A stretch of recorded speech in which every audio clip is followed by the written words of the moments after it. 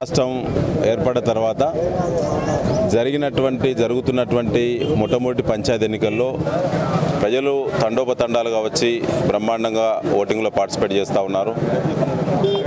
ముఖ్యంగా కొత్త పంచాయతీ చట్టం వచ్చిన తర్వాత జరుగుతున్న మొట్టమొదటి ఎన్నికలు నర్సంపేట నియోజకవర్గంలో ఎక్కలేని విధంగా రాష్ట్రంలో 51 కొత్త గ్రామ పంచాయతీలు, పాత గ్రామ పంచాయతీలు కలిపి మొత్తంగా 51 గ్రామ పంచాయతీలు ఏకగ్రీవంగా టీఆర్ఎస్ బలపరిచిన అభ్యర్థులు ఏకగ్రీవం కావడం అనేది శుభసూచకం.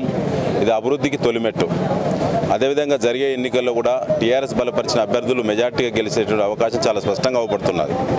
అదేవిధంగా కేసీఆర్ గారు 10 లక్షల రూపాయలు ఏకగ్రీవ సర్పంచులకు ప్రోత్సాహకం ప్రకటించిన తర్వాత దాదాపుగా చాలా ఏకగ్రీవాలు జరగడం అనేది శుభసూచకం.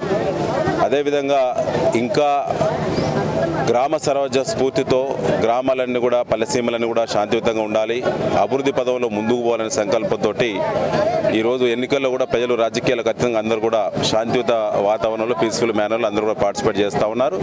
అందరికీ ఓటర్ మహాశయులందరికీ ప్రత్యేకంగా మీ ద్వారా మేము శుభాకాంక్షలు తెలియజేస్తా ఉన్నాం. Thank you. ముఖ్యంగా కేసీఆర్ గారు ముఖ్యమంత్రిగా ఉండడం, వారిపై విశ్వాసం, ఇక్కడ అధికార పార్టీ శాసనసభ్యుడిగా నేను ఆ గ్రామాల ప్రజలను సమన్వయం చేయడం దీనికి దోహదపడింది.